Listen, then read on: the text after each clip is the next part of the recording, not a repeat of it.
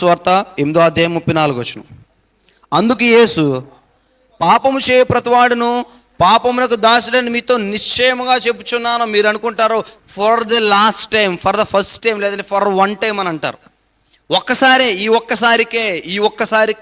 ఒక్కసారికే ప్రారంభించిన ప్రతిదీ గుర్తుపెట్టుకోండి, నిన్ను దానికి ఎడిక్ట్ అయిపోయేలాగా, దానికి బానిస అయిపోయేలాగా చేస్తుంది. చేస్తుందా చేయట్లేదా? కాలేజ్ డేస్లో యాటిట్యూడ్ కోసం తాగుతాడు సిగరెట్. గుర్తుపెట్టుకోండి, ఎవరినైనా అడగండి, యంగ్స్టర్స్ ఎవడైనా సరే సిగరెట్ తాగుతున్నాడంటే అడగండి. ఫస్ట్ యాటిట్యూడ్ కోసం ప్రారంభిస్తాడు సిగరెట్ తాగడం. యాటిట్యూడ్ కోసం సిగరెట్ తాగడం ప్రారంభించి బానిస అయిపోతాడు. రోజుకి 4-5 పెట్లు కాల్చేయాలి, 4-5 పెట్లు కాల్చేయాలి. సిగరెట్ తాగకపోతే కానీ ఏమవుదాడికి? పొద్దున్నే మోషన్ అవదండి, నిజం. సిగరెట్ తాగకపోతే పొద్దున్నే మోషన్ అవ్వదు, సిగరెట్ తాగకపోతే అన్నం తినలేరు, సిగరెట్ తాగకపోతే డైజెషన్ అవ్వదు. ఎంత భయంకరమైన పరిస్థితులకు వెళ్ళిపోయాడు. ఎక్కడ ప్రారంభించాడు? For the first time, style కోసం, యాటిట్యూడ్ కోసం. దేనికోసం? యాటిట్యూడ్ కోసం. ఎక్కడ ఎండ్ అయింది? మానుకోలేకపోతున్నాడు. స్నేహితుల కోసం ఒక బీరని స్టార్ట్ చేస్తాడు, లేదా ఇంకోటని స్టార్ట్ చేస్తాడు. ఎక్కడ ఎండ్ అవుతుంది? అందులో ఉన్న రకాలన్నీ తాగేస్తాడు, కానీ వీడు తాగడం మాత్రం ఆగదు. ఎక్కడ స్టార్ట్ చేశాడు? ఫర్ వన్ టైం, ఒక్క లాస్ట్ టైం అని చెప్పేసి తాగాడు. ఈ ఒక్కసారికే అని తాగాడు. ఎక్కడికి వెళ్ళింది?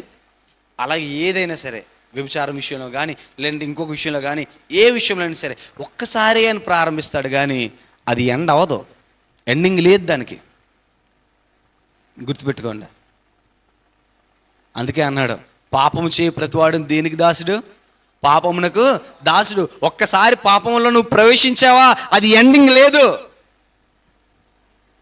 దొంగతనం ఒకసారి చేస్తాడు, 100 సార్లు చేస్తాడు అనుకుంటాడు. నిజమా కదా? అవునా కదా? దౌర్జన్యం ఒకసారి చేస్తాడు, 2 సార్లు చేస్తాడు. నీకు అర్థమైంది విషయం? అంటే ఏ రకమైన ధోరణి వచ్చేస్తుందంటే, పాపం అధికారం చేసినప్పుడు దాని నుంచి వెనక్కి రావాలి అన్న ఆలోచన రాదు. ఈ విషయం చాలామందికి అర్థం కావట్లేదు. పాపం గురించి మాట్లాడితే గంభీరంగా నోరేసి పడిపోతున్నారు తప్ప ఈ విషయం నిజంగా అర్థం కావట్లేదు. నేను దౌర్జన్యం చేస్తున్నానా నా సహోదరుడి పైన నేను దౌర్జన్యంగా మాట్లాడుతున్నానా?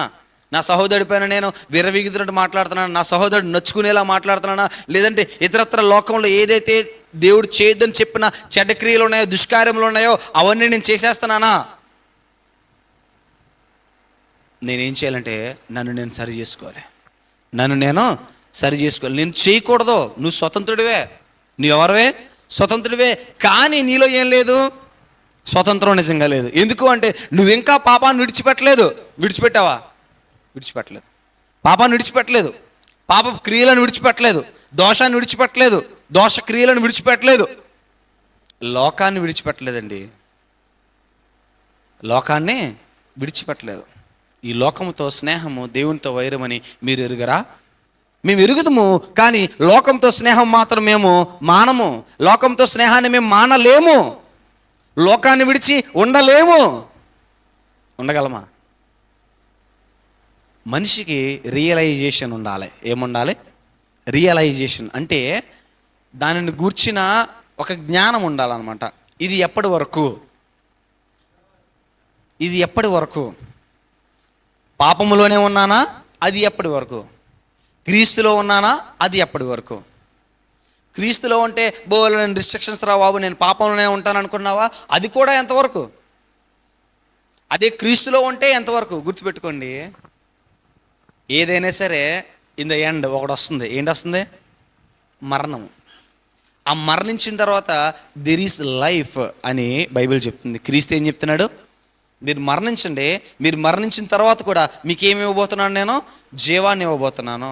ఉంది, ఎటర్నల్ లైఫ్ ఉంది. You have to believe that. మీరు విశ్వసించండి దాన్ని. మీకు ఒక ఎటర్నల్ లైఫ్ ఉంది. లేదు అని మాత్రం మీరు అపోహ పడకండి.